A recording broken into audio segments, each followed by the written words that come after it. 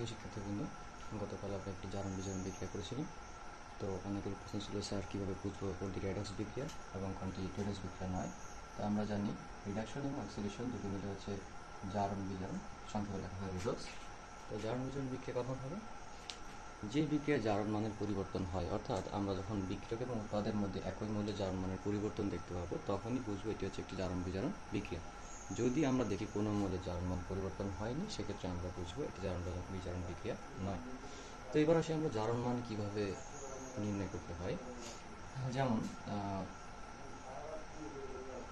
Sulphuric acid এর sulphur এর জারণ মান কত?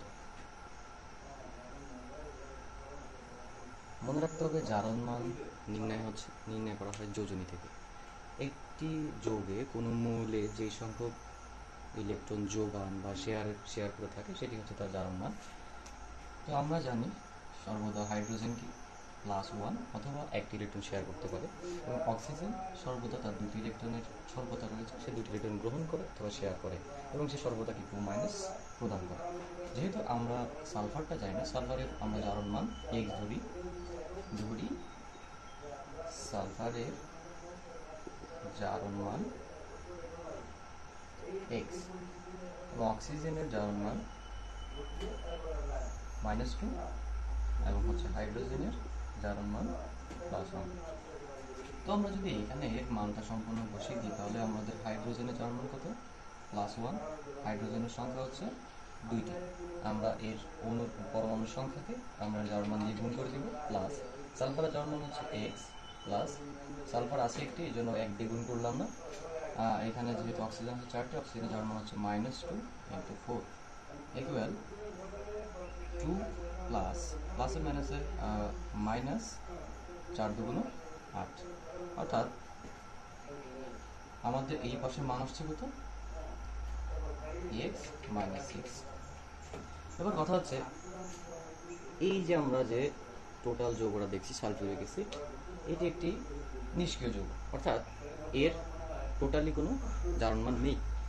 যেহেতু এর উপরে কোনো প্লাস বা মাইনাস চিহ্ন নেই, সুতরাং আমরা বলতে পারি এটি একটি নিষ্ক্রিয় যৌগ। নিষ্ক্রিয় যৌগের জারণ মান হয় 0, তাহলে আমরা লিখতে পারি এটি সমান হচ্ছে 0। তাহলে বা x হচ্ছে সালফারের জারণ মান, তাহলে এক্সটাকে পাশে রাখি, ওই পাশে -6 ওই পাশে গেলে হচ্ছে +6, +6। অর্থাৎ এই যৌগে সালফারের জারণ মান হচ্ছে 6।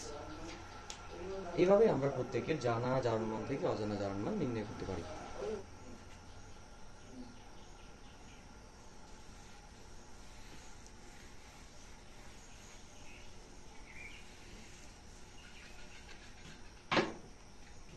এবার তোমাদের জন্য বাড়ির কাজ থাকবে, PCl3 এর ফসফরাস এর জারণ মান কত? এটা সকলে বাড়ির কাজ করে নেবে। তো এবার আসো আমরা কিছু বিক্রিয়া দেখি।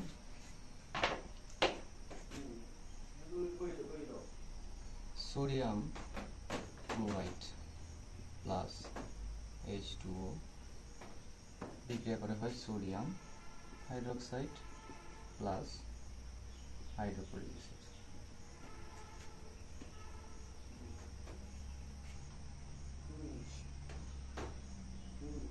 কপার সালফেট প্লাস জিঙ্ক বিক্রিয়া করে হয় zinc sulphate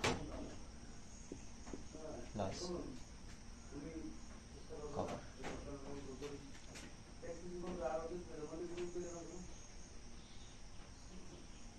copper sulphate plus potassium chloride বিক্রিয়া করে হবে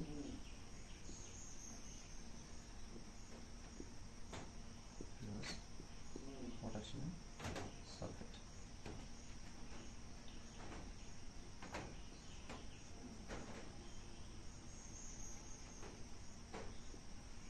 ক্যালসিয়াম কার্বনেট ভেঙে হবে ক্যালসিয়াম অক্সাইড কার্বন ডাইঅক্সাইড। তো এখন যেহেতু আমরা জারণ মান নির্ণয় করা শিখে গেছি, আমরা এখন প্রত্যেকের জারণ মান বসিয়ে দিই। যেহেতু ক্লোরিন জারণ মান সর্বদা -1 হয় এবং সোডিয়ামের +1 হয়, তো এখানে হাইড্রোজেন আমরা জানি পানিতে হাইড্রোজেনের হচ্ছে জারণ মান +1 এবং অক্সিজেনের হচ্ছে 2-। উৎপাদের দিকে যদি তাকাই তাহলে সোডিয়াম +1 OH, এটা টোটালি হচ্ছে কত -1, তো আমরা জানি এটা হচ্ছে প্লাস, এটা হচ্ছে 2-। হাইড্রোজেন এখানে +1, ক্লোরিন -1। আমরা যদি দ্বিতীয়টা দেখতে চাই তাহলে হচ্ছে কপার 2+, অ্যাসোফোর 2- হয়, অর্থাৎ এটা 6+ এবং অক্সিজেন হচ্ছে 2-। এক্ষেত্রে জিঙ্ক আমরা জানি সর্বদা মুক্ত মৌলের জারণ মান 0 হয়। যেহেতু এখানে এটি কোনো যৌগ গঠন করেনি, সুতরাং এটি হচ্ছে মুক্ত মৌলের জারণ মান 0। উৎপাদের দিকে যদি দেখতে চাই তাহলে জিঙ্ক সালফেটের সঙ্গে আছে, অর্থাৎ জিঙ্ক 2+, সালফেটে সালফারের মান থাকে অলওয়েজ 6+ এবং অক্সিজেন থাকে 2-। কপারে যেহেতু এখানে কপার একটি মুক্ত মৌল, অর্থাৎ কপারের জারণ মান 0। আমরা যদি এই বিক্রিয়া দিচ্ছি তাহলে কপার সালফেটের সাথে আছে সালফেট 6+, অক্সিজেন 2- এবং কপার 2+। Potassium always +1, chlorine -1। এখানে কপার ক্লোরাইড দুইটি ক্লোরিনের সাথে যেহেতু এখানে দুটি ক্লোরিন আছে, অর্থাৎ আমরা বুঝতে পারছি এখানে কপার 2+ এবং এখানে যেহেতু পটাশিয়ামের আমরা জানি অলওয়েজ +1 হয়, অর্থাৎ সালফেটের সালফার 6+ হয় এবং অক্সিজেন 2- হয়।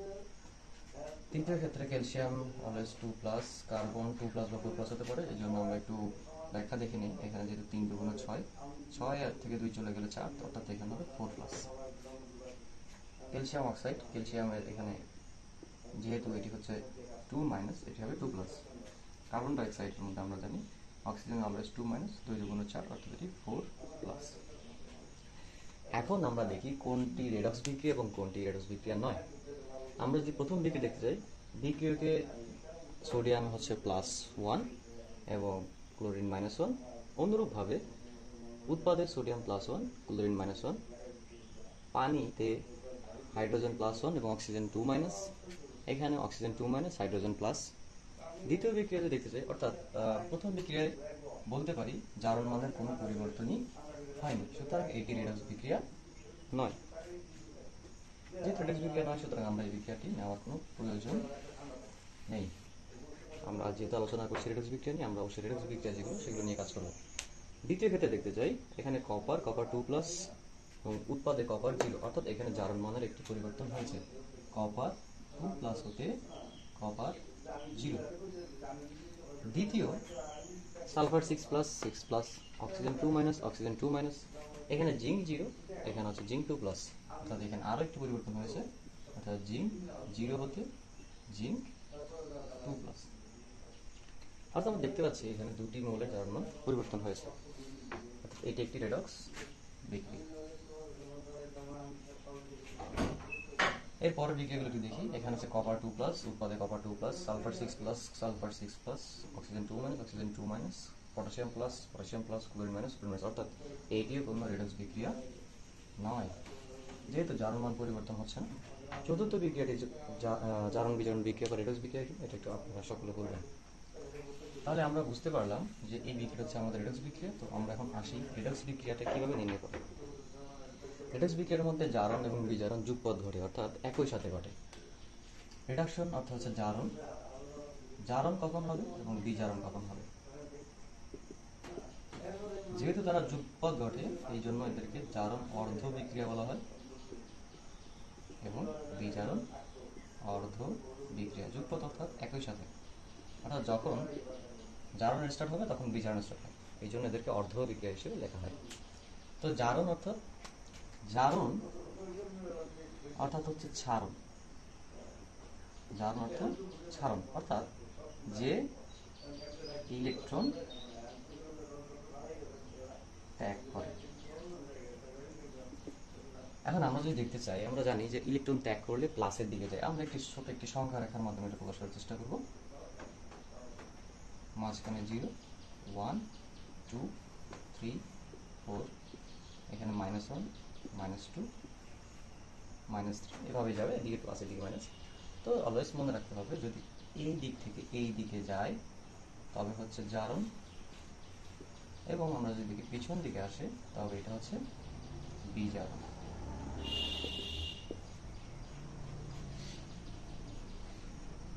এখন আমরা একটু দেখি, আমরা জানি দুটি বিক্রিয়া হয়েছে, একটি হচ্ছে কি কপারের। প্রথমত যেহেতু কপার, একটু বিক্রিয়া সুন্দর করে লিখে নিই, copper 2 plus sulphate plus zinc 0, উৎপাদ হচ্ছে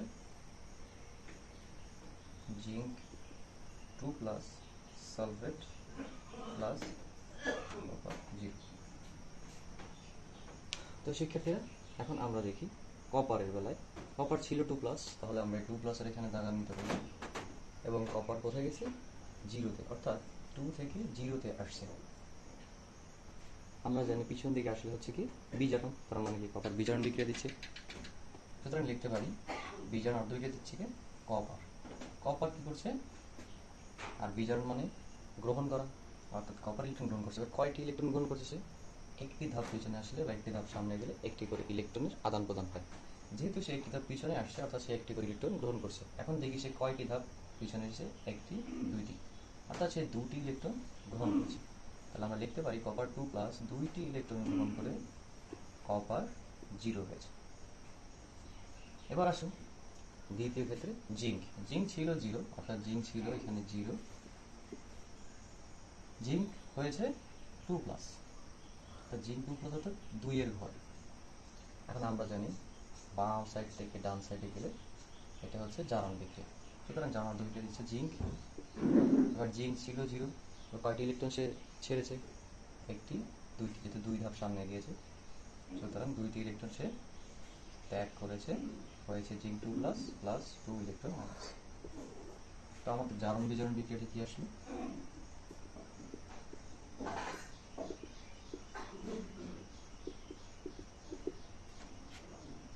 zinc 0 plus copper 2 plus, electron যেহেতু সমান আছে আমাদের আর সমান করার প্রয়োজন নেই, বিক্রিয়া করা হয়েছে জিঙ্ক 2 প্লাস প্লাস কপার 0। এবার দর্শক আয়ন যারা আছে, দর্শক আয়ন সহ বিক্রিয়া বলে নেই। দর্শক আয়ন হচ্ছে যারা বিক্রিয়ায় অংশগ্রহণ করেনি, অর্থাৎ যাদের জারণ মান পরিবর্তন হয়নি, যেমন এখানে সালফেট, এখানে সালফেট একই রয়ে গেছে, অর্থাৎ এরা দর্শক আয়ন। দর্শক আয়ন সহ বিক্রিয়া হচ্ছে জিঙ্ক প্লাস কপার সালফেট, বিক্রিয়া করে জিঙ্ক সালফেট প্লাস। এই ছিল আমাদের জারণ বিজারণের বেসিক আলোচনা। ক্লাসটি দেখার জন্য অত্যন্ত ধন্যবাদ। সকলে ভালো থাকবেন।